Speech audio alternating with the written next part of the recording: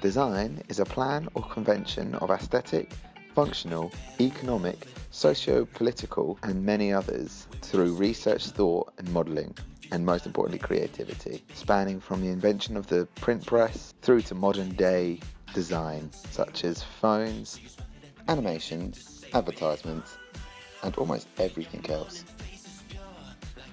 I spoke with designer Abigail Moss to find out what it's like in the life of a designer. So, how long have you been a designer?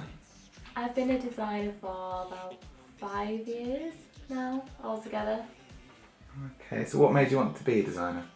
Well, I kind of come from the fine art side of things, and then illustration really started to become an interest of mine. But then, I don't really know, I think just opening my eyes to a lot more graphic design got me interested in design a bit more. So typography and more digital based artworks, that kind of first sparked the interest in design rather than art.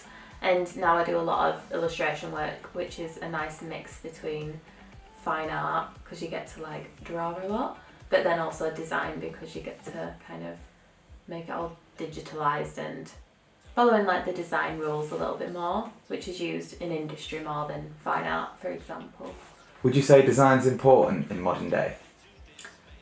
I think so, because everything's designed, everything from a radiator to an artwork, every single thing has been designed. So I think it's really important. So what projects are you currently working on? So at the moment I'm working on a lot of collage work. I've kind of gone a bit more fine artsy over the past few weeks, just because I've never really done much collage, but I'm starting to really like it, kind of layering photography with paints and working on the top of images. I'm really liking that at the moment, which is more collage than design. I've also recently worked on an M&S packaging design, which is creating illustrations for the packaging, for sweets packaging in particular.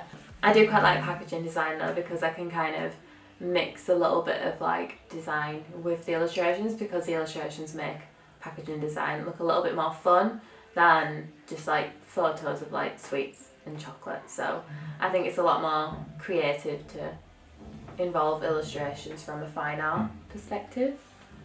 I think the advice I would give for people who are wanting to get into design or even art is just to literally follow what you want to do yourself. But at the same time as well, if you're not really sure which kind of category you fit into, I wish I'd always done a foundation course, just because I've heard that on those kind of courses before you go to university, you can learn loads of different skills, and I feel I would have benefited from that a lot more, because I'd have realised earlier on that it was more illustration and fine art that I wanted to do, rather than just graphic design. Oh, thank you, Abigail. Thank you. Thanks for having me.